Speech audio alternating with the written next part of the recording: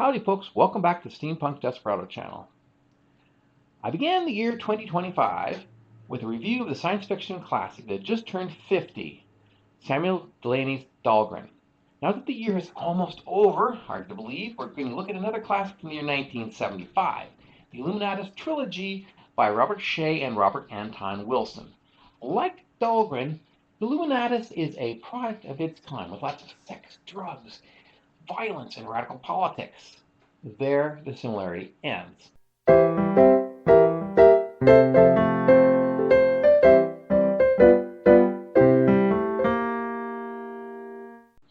Whereas Dahlgren is a serious and postmodernist allegory about racism and other social problems, Illuminatus is a satirical fusion of all the popular conspiracy theories of the time. And here it is. Full volume, full trilogy, 3 books in one paper volume. Oddly enough, that's been on my bookshelf for like 20 years. Now, even though I'm a pretty fast reader, I find books the size of a doorstop to be kind of intimidating. So I figured I'm never going to get to this unless I resort to an audiobook, which is what I did. I found the narration a little bit annoying because the guy was so melodramatic. But I suppose that's kind of par for the course. It does kind of fit the subject matter. As I said, Illuminatus is a satirical classic, and it consists of 3 novels. And they are, in order, The Eye in the Pyramid. Think about the image on the back of the dollar bill, and you've got that one. The Golden Apple, which is from Greek mythology, and Leviathan, which figures into the Bible and a lot of other places. So it's very symbolic and pretentious. These were first published by Dell as 3 separate books in 1975. In 1984, they were combined in a single edition, which I just showed you, and it was kind of republished, same material. For those of you who weren't there, the early 1970s were actually the tail end of the psychedelic 60s. At the time, conspiracies were all the rage on both the political right, with groups like the John Birch Society, and the left, with hippie countercultural figures positing all sorts of government conspiracies. And their big fascination with everybody, including UFOs, Watergate, Vietnam and the Pentagon Papers, and several notable political assassinations. How interesting that in the current year, conspiracies are all the rage once again. If you listen to the media, some conspiracies are absolutely true, while others mark you as crazy and even mark you for expulsion from social media. The wonderful thing about the Illuminatus Trilogy is that it combines just about every conspiracy that you can think of, because a lot of them have been going on for a long time. They've been around for ages. The name of the book, of course, comes from the Illuminati, which means illuminated ones. It was a secret society founded by the Bavarian law professor Adam Weishaupt in 1776. An interesting coincidence that a lot of people have noted. And, of course, the book also mentions the Freemasons, the Lost Continent of Atlantis, Aleister Crowley, the Kennedy assassinations, the Mafia, psychedelic drugs, alien beings, and Adolf Hitler, and close of all, H.P. Lovecraft's Elder Gods. There's also a very brief mention of the Protocols of the Elders of Zion, but I think the writers realized that that was dangerous territory to get into. It's really fascinating how the authors weave all these ideas of various levels of craziness into a humorous pastiche of a story with numerous protagonists of, all political stripes. And among the factors I enjoyed most was the constant lampooning of Ayn Rand, in particular her novel Atlas Shrugged. Now, I've long been a fan of Ayn Rand, but I realized that she was very dogmatic. So it is kind of good to see her very one-sided writings being taken down a peg. In the book, there's a right-wing feminist called Atlanta Hope, and she wrote a popular political novel called Telemachus Sneezed. Also, one of the major characters is Hagbard Celine, a clear nod to the radical capitalist pirate Ragnar Danaskjold in Atlas Shrugged. He's a smuggler and seller of contraband of all sorts, and rather a stoner. And that's Hagbard, not Ragnar. He is also a hardcore libertarian, what we would call an anarcho-capitalist. And he sailed the world's oceans in a very high-tech and luxurious submarine. As far as the things I didn't like, consider that this is a 1960s style postmodernist novel with all that entails. In particular, a stream of consciousness style that seemed cool at the time. I don't know if they remember, but now it just seems pretentious and annoying. In particular, several paragraphs about a stupid squirrel in Central Park looking for nuts, and it has absolutely nothing to do with the story. Now, this is probably a satire of the weirdo writing of some of the hippie characters at the time, but it's still annoying. Of course, there are also talking dolphins, who I didn't like either. In particular, there's one called Howard, who sings these very dopey and annoying songs about sharks and other nautical themes. And the book explains that, well, the translation from dolphin into English is kind of flawed. That's why the verse seems so bad. Okay, I'll believe you. Now, additional tropes are these noble black hipsters fighting racism, outrageous flamboyant gay men, and liberal cops who end up defecting to the other side. Probably the part, though, that annoyed me most was the jumping back and forth in time. And I'm not talking about, beginning of the narrative. I'm talking about going back to the 1930s or whatever to explore the alleged assassination of John Dillinger. And I mean it's alleged because it's one of those many conspiracies that pop in here. And at least, though, most of the events in question happened in the 20th century. I was kind of conflicted about this one. It's the prevalence of horrible puns. On one hand, I'm a fan. On the other hand, you just go, oh my God, that's cringe. Especially in character names, such as a James Bond knockoff, secret agent. Instead of 007, he is 00005, and his real name is, wait for it, Fission Chips. Ugh. My favorite dumb character names are August Personage. I wish I would have thought of that as a nom de plume. And Tarantella Serpentine, who's exactly what you would think she'd be like with a name like that. And both of these seem kind of plausible. Now, being a postmodernist hippie book, there's lots of sex, as I said, and largely gratuitous, but it's interesting because at least it's kind of weird.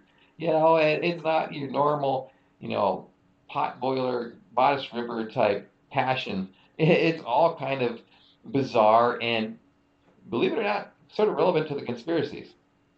And there's lots of drugs, most of the cannabis. Many of the characters are stoned almost all the time. Of course, there's other things like peyote mentioned, and there's a heroin addict or two here and there.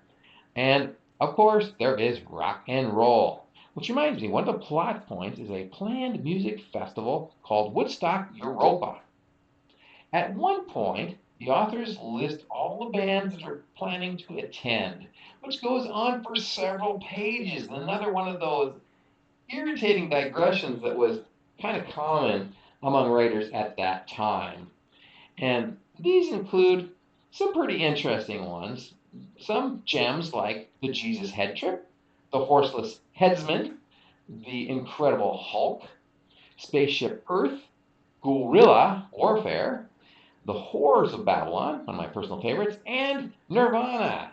Yes, Nirvana was going to be there at a time when Kurt Cobain was in grade school, I think. Another annoyance about this book and its hippie writing style is the consistent portrayal of right-wing characters as ultra-bigoted morons. Especially the Sheriff's Department of Mad Dog County, Texas. Yes, Texas does have some weird counties. I think one of them is called Deaf Smith. But this is a little over the top. As I alluded to earlier, the author's political slant is mostly libertarian, but clearly to the left. And that's where I was at that time in the late 1970s. As we proceed on through the three novels, it jumps from one conspiracy to another, getting crazier and crazier as it goes along, especially regarding the secret history of Atlantis. All this time, the reader is made to wonder, are the Illuminati really the bad guys? Are they really evil? Or is it the ones on the other side, like Hagbard's Elysian Liberation Front? And that's from Eris, the Greek or Roman god of chaos, who gave her name, incidentally, to the new dwarf planet Eris, which happened to dethrone poor Pluto from its status as a planet. Yes, it all ties in, folks.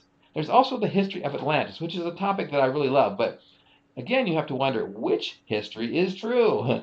Of course, it was founded by alien beings, but were they the good guys or the bad guys, and who was what? There's several narratives about this from several different characters. So it's kind of interesting, kind of a wild ride. Now, about the authors.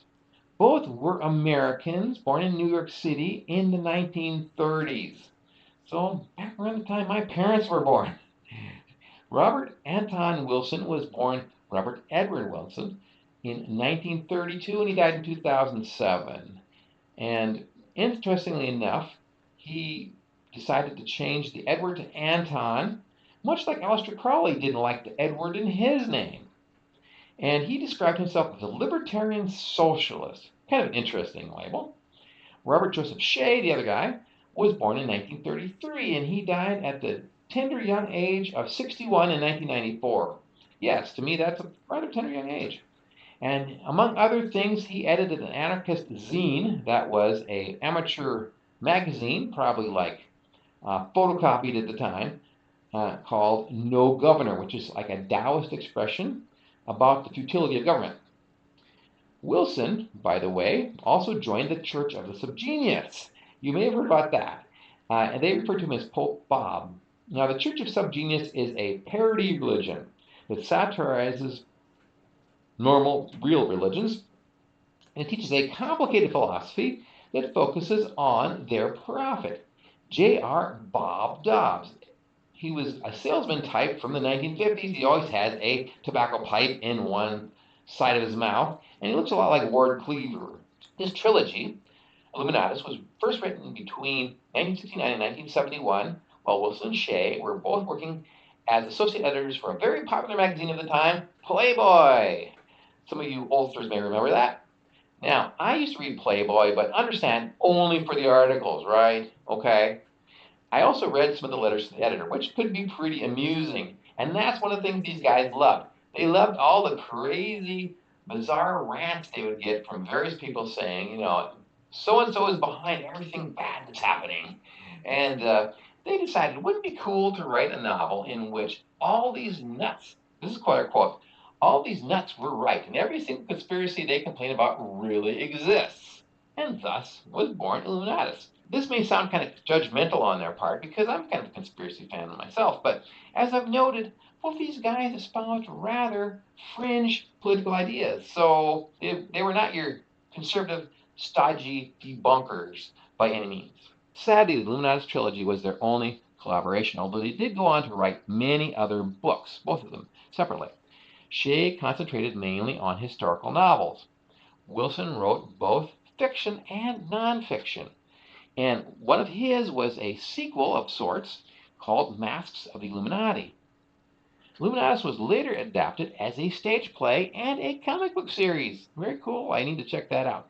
A number of authors wrote books influenced by their work, including Thomas Pynchon, although arguably Pynchon probably influenced them. He was one of those wacky writers at the time. He's still around, by the way. And one of the books cited was Against the Day, a kind of steampunk, which I read a while back. Pretty cool. The great Umberto Eco, in his book Foucault's Pendulum, in which he acknowledged them as an inspiration to his work, and the steampunk great Tim Powers wrote a book called Declare, which I only just now heard of. And of course, who else but the great Alan Moore, who did a comic series called Promethea, also in this kind of vein. Now, the three books of Illuminatus are best read in sequence because you don't get much of a resolution until the very end of the second book, when Woodstock Europa is actually held in Ingolstadt, Bavaria, which is the birthplace of the Illuminati, of course. And there are sinister machinations going on involving the well-known historical figure with the funny mustache. Now, that may sound like a spoiler, but of course Hitler's involved. I mean, how else could it end? And so I don't consider that a spoiler. And after that, you might as well go on to the third book, which is shorter than the rest. Now, this has a weird revelation about the history of the planet Earth, which is kind of a bizarre fact that ties everything else together. And it's rather mind-bending. So you got to read that one. This is a little bit more original than the rest. And at the end of the volume, there are a whole bunch of appendices, all designated with Hebrew letters for Kabbalistic reasons, I suppose. And those are kind of interesting to me. There's kind of ramblings on the topics of the book. You may want to skip them. A lot of people probably won't be interested, but I suppose they had to put them in so the book wouldn't be too thin. As for recommendations, I found Illuminatus to be quite entertaining, but it's definitely not for everyone. I mean, a lot of people are sensitive about all this sex and vulgarity and political controversy. However, anyone with a quirky sense of humor like my own will enjoy it very much. Even the annoying part with the stupid porpoise and his stupid songs. It also touches on a lot of actual history, though it's hard to separate it from the BS that they add in unless you're fairly historically cognizant as I am. And it incorporates some literary gems, like I said, Lovecraft, among others. And that's one reason to love it. For example, the Illuminati were a real-life organization, and Adam Weishaupt was a real person. According to Wikipedia, the Illuminati only lasted until 1785 when the ruler of Bavaria got alarmed and banned secret societies and he had to flee. But we all know better. We know that they're still around behind things, right? Of course they are. That has been my review of the Illuminatus Trilogy by Robert Shea and Robert Anton Wilson. Please let me know what you think. Have you read it? What are your favorite conspiracies? Now, related to or unrelated to the book. I'm ready to hear it because I love conspiracies. Please also like and subscribe, and please also click that notification icon so you get news of my new postings. It's been a little irregular lately because I'm trying to write more. So it's not always coming out every week like I'd like to. Please also check out my works on Amazon. There's several books. They are both in paper and ebook format.